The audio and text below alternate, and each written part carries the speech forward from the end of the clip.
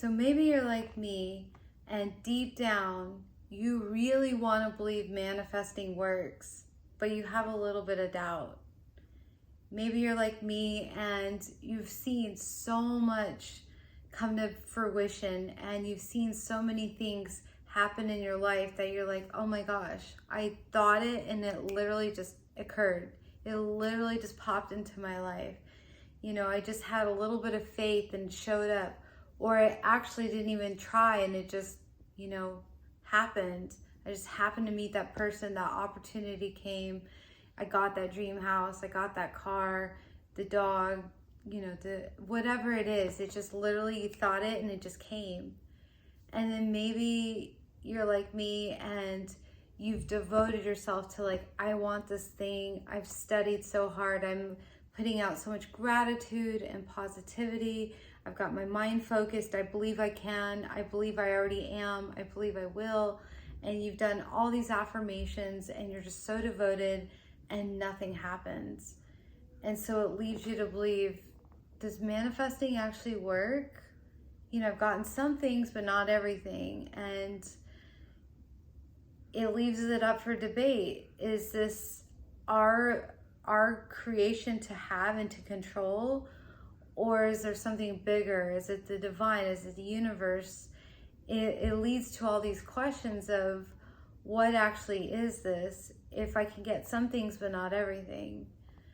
And this is where I've been. This is the story of Candace, not I, the conscious, aware God I, but the Candace, the avatar, the Barbie doll that I'm playing, has been in great debates over this.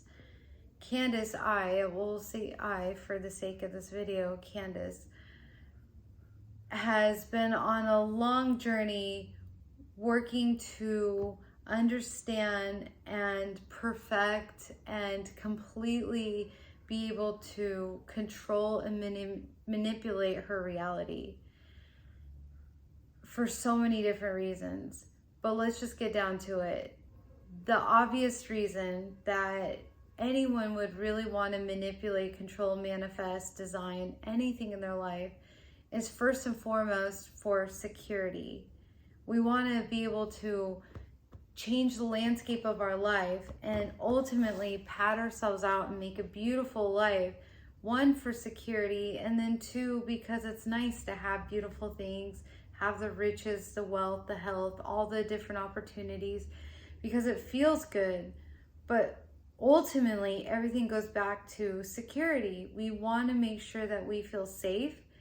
We want to make sure we feel loved. We want to be adored. We want to be, let's get honest, better than other people. We want to feel like we've got something a little more special and unique, and that we have this purpose and this reason for being here. So we try to manifest bigger and better and prettier and, all the different ways that it could be any sort of better for ourselves, because ultimately we're looking to secure ourselves and be needed and wanted and liked and admired and influence other people. And so keeping that in mind, Candace, being me, has read all the most popular books for over 2 decades on transforming the mind, mastering the subconscious, understanding our thought pattern, having gratitude, doing all the things I could to manipulate my reality, to adjust it and change it and alter it in hopes that things would get better and that I could be safer, be wanted, loved, sexier, prettier, blah, blah, blah, all for this security issue. Deep, deep down, it wasn't this conscious realization, but everything was, I want to make more money, so I've got more and more stability, more and more grounding to protect and make this life, this avatar, this Barbie of Candace as perfect as possible.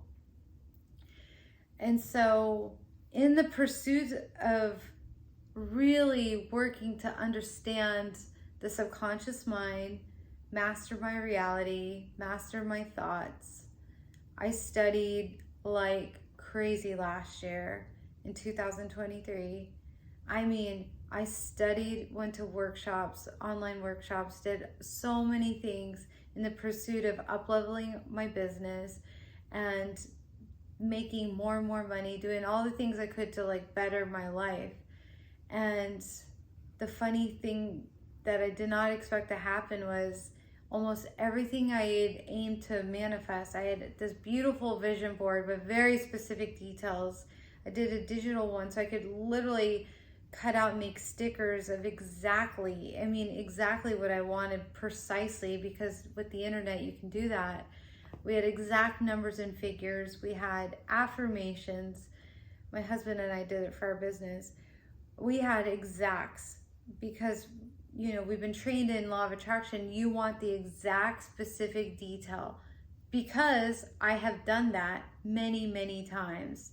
Many, many times I've gotten the exact fill in the blank, like within minutes or hours of wanting it, or sometimes years. But in the pursuit of really expanding my awareness and understanding of this last year, everything in my life collapsed. And I mean almost everything.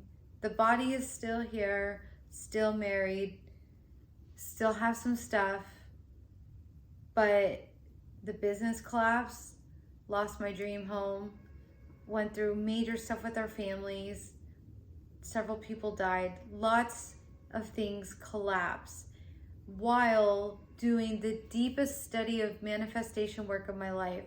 One of my good friends and I literally picked up Joseph Murphy books and studied the crap out of those books. We, between the two of us, read about 12 books, and we're on the phone daily, affirming each other, doing the work together, mastering the subconscious mind, doing the stuff that these like influence manifest masters have taught us.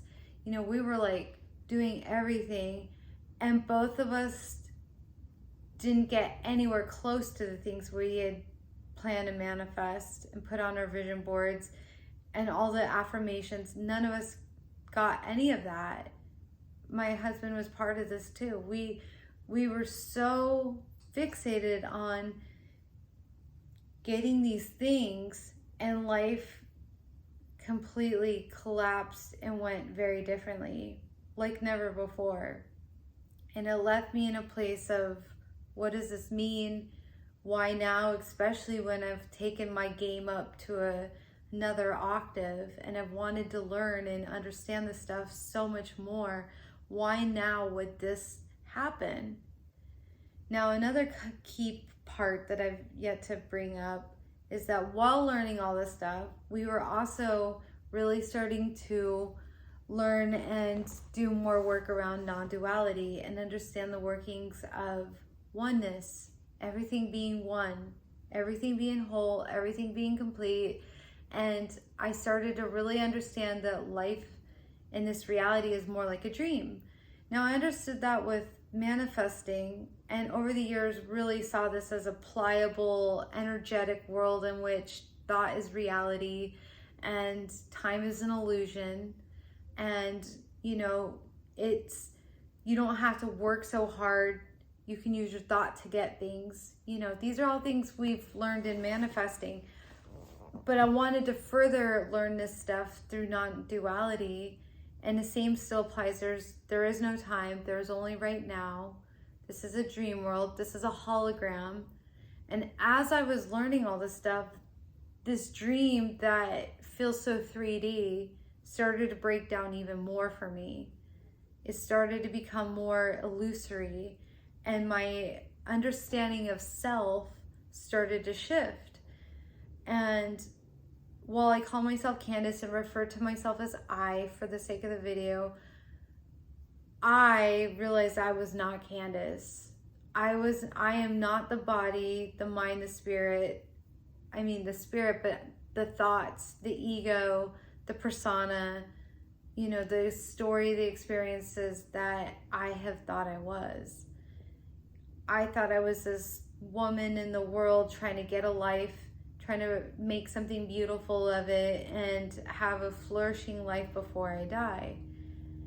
And through this non-dual work, I started to realize I am this eternal spirit experiencing Candace, and what appears to be this mortal meat sack of a life is actually a dream. It's actually not real the way that I had been led to believe, thinking that there was this past, present, future, and there was this birth and death, and there was this life I was trying to survive.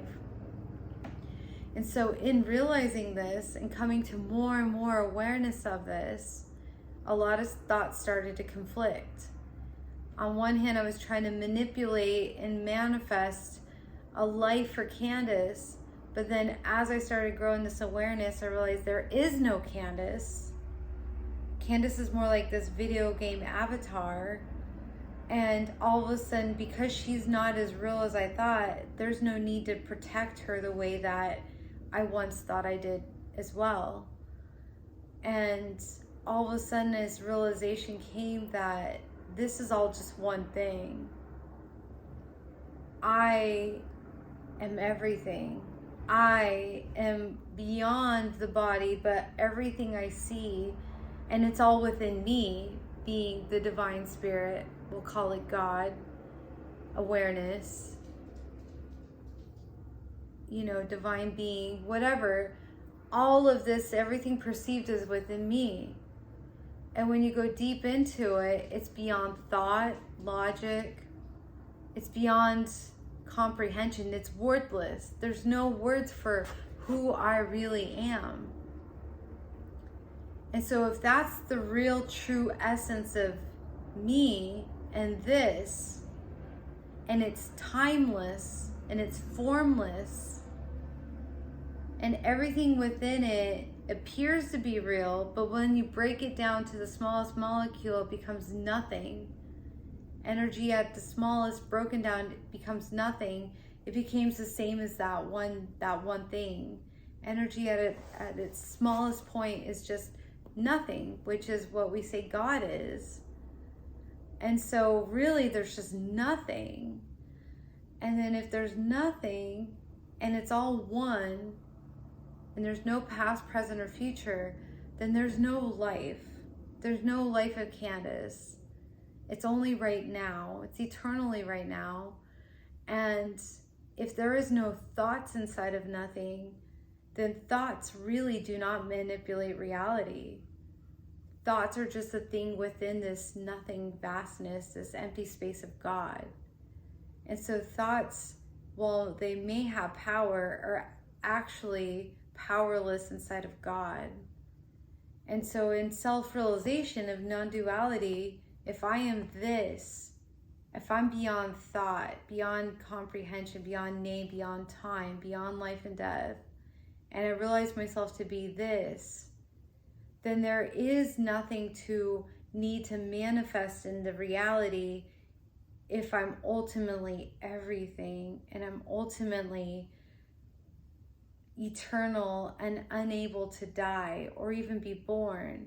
There's just a perception that Candace has had a start and a finish eventually, and needs to create a life and all these buffering things to take care of herself. It appears that way, but the truth is, if I am really this and it's nothing, then there's nothing to do. There's just being.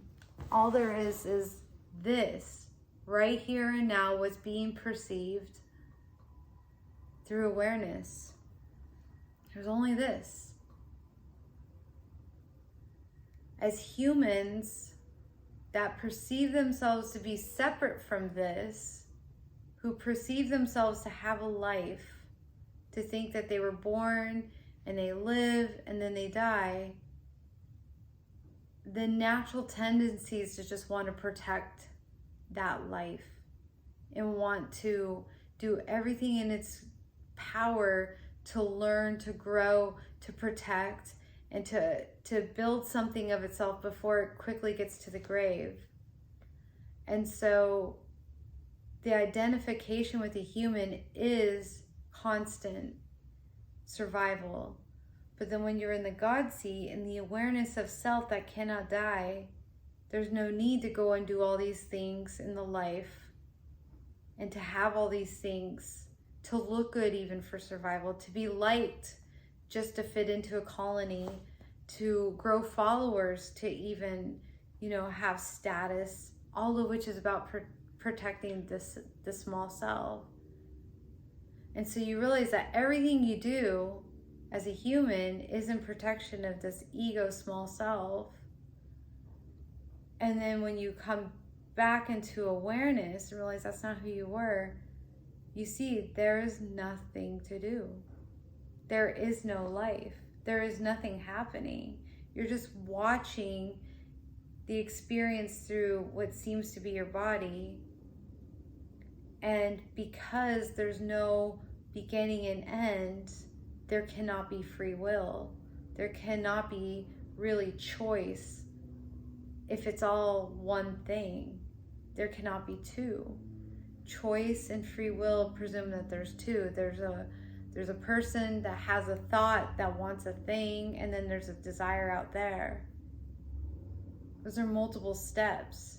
But if God is just one thing, and it's all contained in one thing,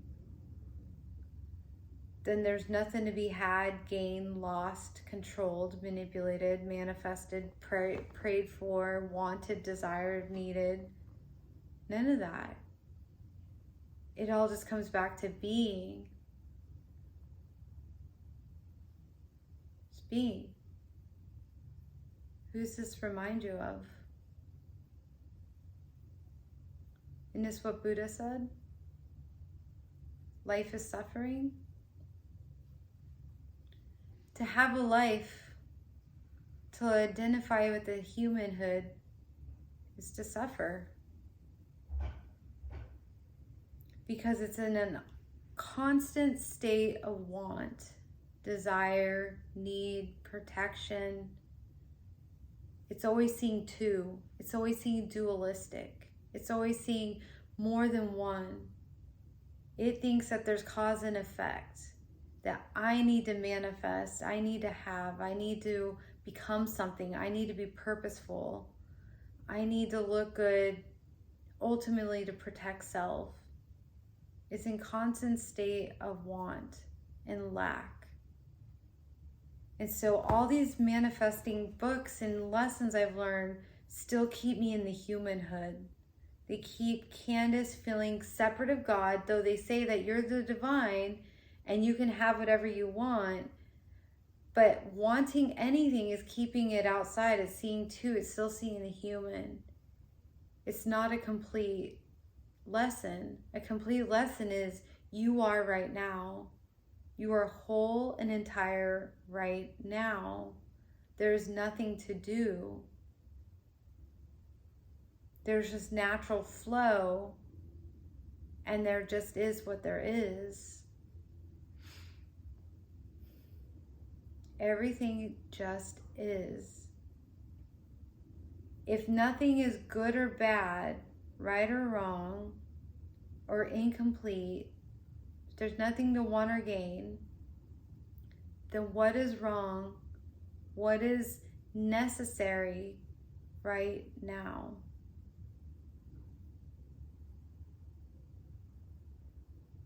So coming back to the story of Candace. Candace lost so much last year. The life of Candace was an upheaval. Huge, catastrophic.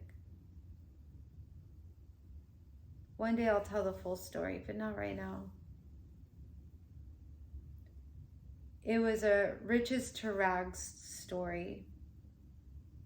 And the only reason Candace suffered is because she had preference. And she had a dualistic view on what was better and best, what was good and bad, she thought she needed for survival versus what is. And the only reason that anything was wrong and that the perception it was catastrophic is because she was looking through duality, through humanhood, through survival. But the moment that Candace started to wake up and started to see she is not a human, she is I, God, divine, stopped identifying so much with this dream, protecting herself in it, the judgment of how life was going started to shift. Everything went from being terrible to just is.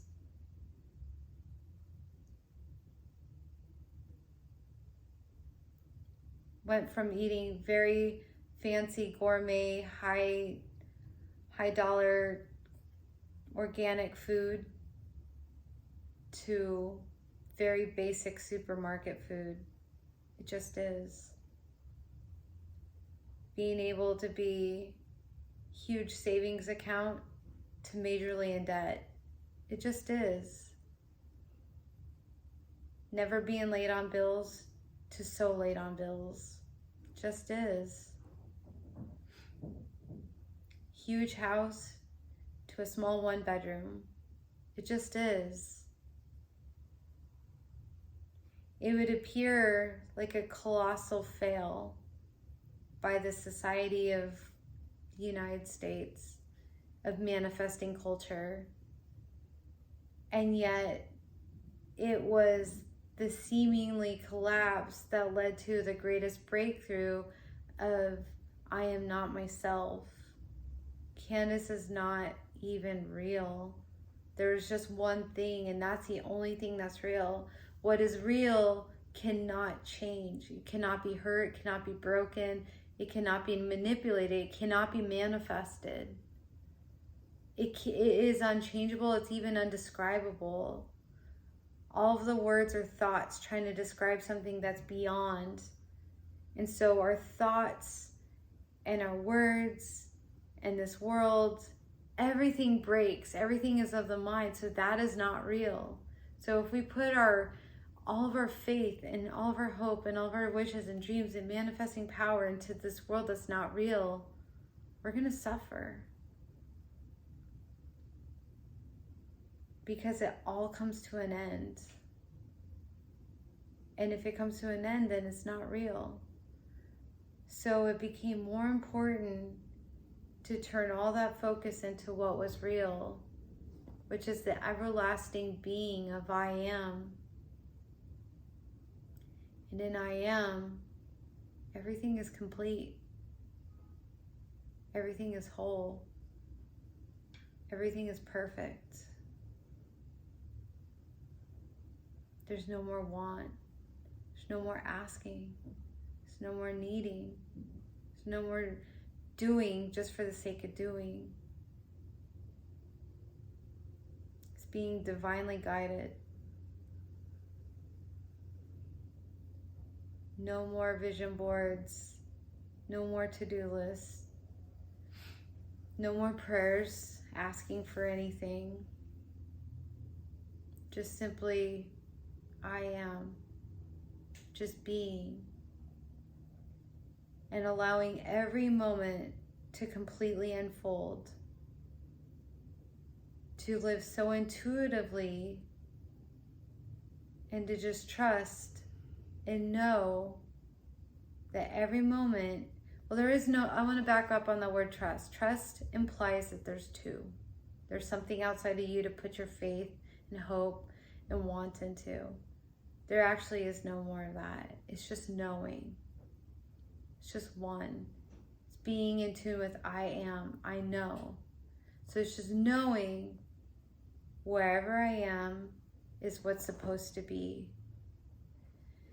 So when the body says I'm thirsty, you just take a drink.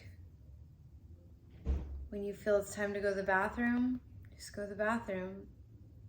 When you're led to take a job, you take the job. When it feels time to stop doing something, you do that. It's living very presently, moment to moment, and allowing every moment to flower and to lead the path to the next seemingly moment. And it's amazing how much transpires and gets done. And it begs you to wonder that if this is all one thing, then some of those things that appear to be manifested weren't just written into the script and you just happen to be in the flow and they just occurred, which is now what is. What is for me will just be in the script and just naturally occur, and what's not just won't. So the former desires, if there's anything left in Candace, if they're designed to be in the script of Candace, they will just show up without Candace having to ask or focus her attention or have special thoughts, because none of that is real. And there's only one thing, so how can Candace manipulate the dream when Candace is dualistic within that and none of that's real? There's nothing to want anymore. It'll all just play out the way it was designed. And it's a beautiful feeling of bliss to sit back and to just be. To just be. And furthermore, it's even more blissful to say, yes, I accept and I'm open and I love what's unfolding for me however it goes. Because you have no judgment. What's good or bad, what's right or wrong. How do you know that all the debt isn't so bad because that's going to lead to something else? You have no idea what that means, and it doesn't really mean anything. It just is. So who cares? It's not real anyways. That means nothing about who we are because we're God. Who cares? Who cares if we can't eat organic all the time? Who cares? Not gonna die anyways. You're God. Nothing can hurt you. The body's gonna shift and then it'll become something else. But you are this and not God. So who cares if you can't eat organic, or you die with debt, or you never get that big house, or you don't get that amazing following on Instagram? Who cares? You're just going to turn into something else over and over and over for infinity. So it doesn't matter if this life is just mundane. No one really knows you. You eat basic supermarket food. You die with 100 grand in debt. Do you want bliss? Do you want peace? Actually, you don't even have to want it. You are it. As soon as you realize you are it, you got it. It's there. So that's who we really are. And there's no more wanting, needing, striving, racing around. Just be here now. Accept what is. Realize who you really are. Devote to that. See, it's all one.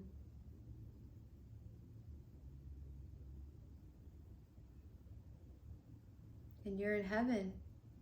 That's the keys to the kingdom. Everything else will just flower. And I'm pretty sure it's going to be pretty epic. And all you got to do is just sit back and watch now. Enjoy the bliss. Peace.